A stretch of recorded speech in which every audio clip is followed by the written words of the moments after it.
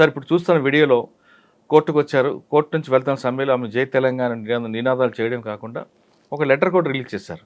అంటే డైరెక్ట్గా కోర్టులో మాట్లాడతామంటే జడ్జి గారి అనుమతి ఇవ్వకపోవడంతో ఒక 4 పేజీల లెటర్ ఆమె రాసిచ్చారు.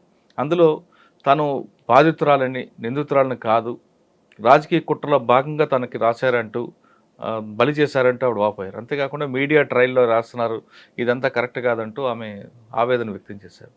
దీన్ని ఏ విధంగా అర్థం చేసుకోవాలి? ప్రతి నేరస్తుడు కూడా నేను ఇన్నోసెంట్ అని చెప్తారు. నేరస్తుడు కానీ నేరస్తురాలైనా సరే. ఈమె కూడా అదే చెప్పింది. ఈమె she tried her level best to take the time from the magistrate. She want to explain somethings whatever return in the letter.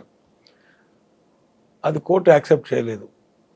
తర్వాత ఏం రాసిందంటే ఇవే, నేను నిరపరాధిని, ఇన్నోసెంట్ను, కావాలని నన్ను ఇరికిచ్చారు, నాకు దీనికి ఎలాంటి సంబంధం లేదు, నాకు మీడియా ట్రోల్ చేసి టైం అండ్ చేయడం మూలంగా రాజకీయ కుట్రలో భాగంగా నన్ను ఇరికిచ్చిందనే ఒక కాన్సెప్ట్ చెప్పింది.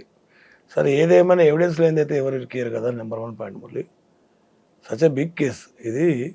అక్కడ సక్సెస్ అయితే ఆల్ ఓవర్ ఇండియాలో ఈ లిక్కర్ పాలసీ పెట్టాలనే కాన్సెప్ట్ ఒకటి వాళ్ళు ప్లాన్ చేసిన హ్యాచరీ ప్లాన్.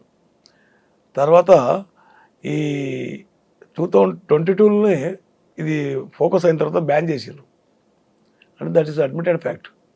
అంటే దే కమిటెడ్ సమ్ ఇర్రెగ్యులారిటీస్ కానీ రకరకాలుగానటువంటి దాంట్లో కూడా ఇది అడ్మిటెడ్ ఫ్యాక్ట్ వస్తుంది. వాళ్ళు ఏమైనా అలగేషన్స్ చెప్పారు, అది బ్యాన్ చేయడం వీళ్ళకి సగం బేస్ అయింది. దాని తర్వాతనే కదా వాళ్ళు వచ్చి ఆ స్టేట్మెంట్ ఇచ్చిన తర్వాత బ్యాన్ చేశారు. బీజేపీ ఎమ్మెల్యే, తర్వాత ఇంకొక ఆయన వస్తుంది.